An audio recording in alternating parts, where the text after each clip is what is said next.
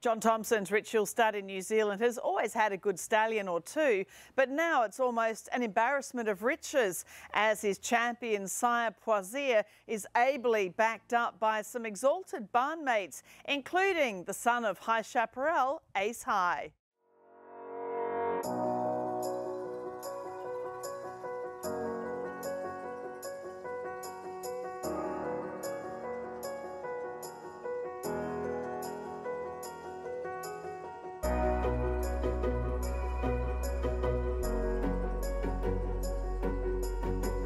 The Stallions at Rich Hill Stud have obviously always been well known to Australian racing fans and breeders, but the past 12 months has just taken that to a whole new high, hasn't it? Yeah, it's been another fantastic season for them all, Carolyn, and I guess from our perspective, the big thing now, and it's much deserved, is they've gone to a new level commercially. You know, which they've had fantastic sale results, which is a reflection of their results on the racetrack. Well, if we start with Proisir, we know, of course, he was a high-class racehorse, as we've been saying for a long time. But what he's done as a stallion to be a champion New Zealand sire, horses such as Proisir, Legato, Levante, these horses have really bridged that gap, as you say, commercially and into the Australian market. You know, he's had 6 Group 1 winners in the last 20 months, which I don't think any other stallion in Australasia, perhaps the rest of the world maybe, but it has been really phenomenal. And leading into Karaka, he had some lovely yearlings, and you've got to remember they were conceived off a $12,500 New Zealand service fee, and of course that magnificent filly, the full sister to Proisir, really set the ball rolling for the sale, making $1.6 million. And when a stallion starts throwing $1 million yearlings, you know that he really has made it in the eyes of the industry.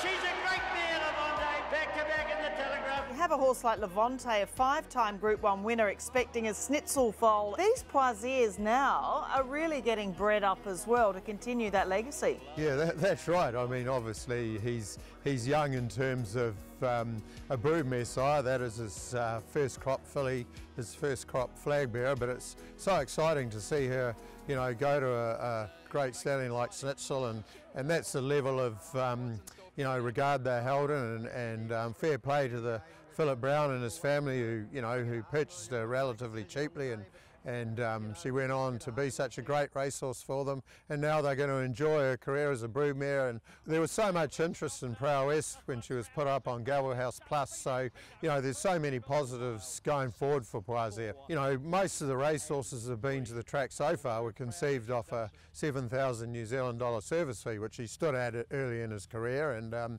you know, so you've got to remember he's upgraded so many mares. His book of mares this year is a real step up from what he served previously, so you know, when those horses come through the sale ring and the racetrack, we really can expect some fireworks. What do you think are the greatest attributes that Proisir throws into his stock? Look, I think they all try so hard. The horse himself was a very brave horse, as we know. He was relatively lightly raced before he injured himself, but he always gave his all, and you know, he went through the grades so quickly, and I think that's what his stock are capable of doing. They can win a maiden, and then 3 starts later they can be running in a stakes race, and you know, going on to, as we've seen, to group level, to perform at group level. And you know, the trainers do really like them in the stables with their temperaments and the way they go about their business.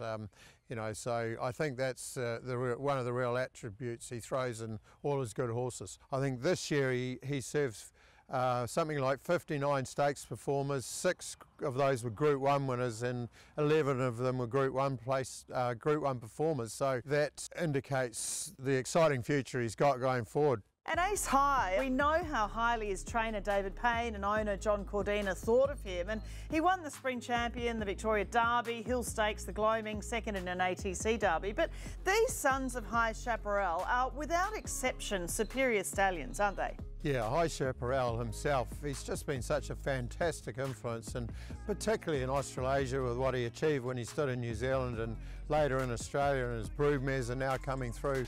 But his record with the number of sons he's had to go to stud is probably almost unequalled, Carolyn, and you know, Ace High really looks like he's going to continue that legacy.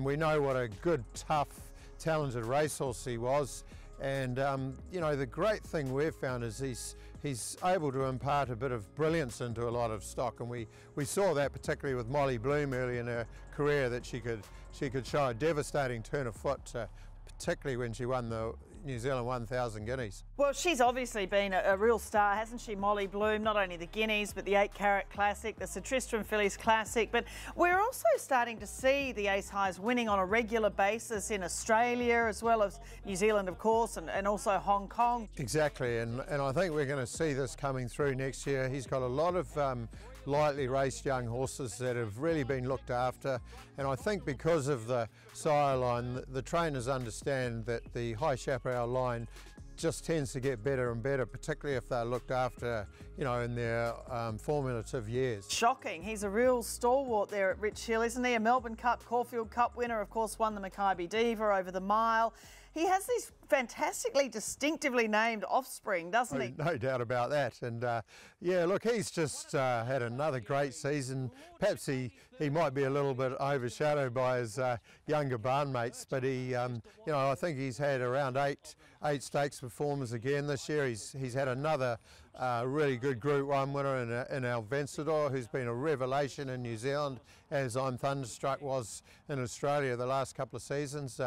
He's a shocker, has gone to new levels, and he's broken through the $1 million barrier with his earnings. And the exciting thing for us is Waitac, who won the Group 1 Railway this year. He's by Proisir, and he's out of a Shocking mare, and that's Shocking's first Group 1 winner, so it really was a great day of celebration for the farm, and particularly when it happened on New Year's Day. And Satono Aladdin, of course, a Yasuda Kinnan winner in Japan. Really great to see Penny Weaker back, of course, a New Zealand and ATC Oaks winner. Yeah, again, you know, we're talking a $1.6 million filly. You know, she could really go on and, you know, do exciting things for the stallion this year. But, I mean, statistically, Satono Aladdin is in the elite sire category at this current stage of his career.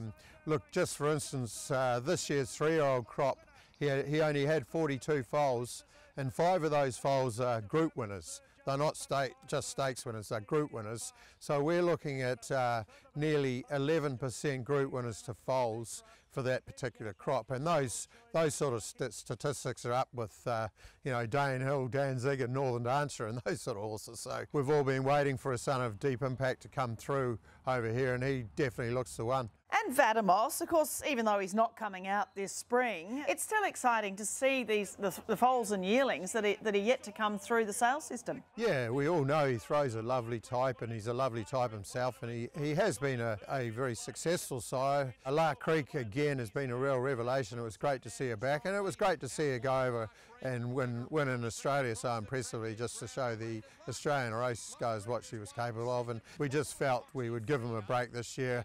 You know, the syndicate still owns 50% of the horse, so there's no reason he can't come back to New Zealand in the future. We're really looking forward to, you know, what's going to happen for Rich Hill in the future.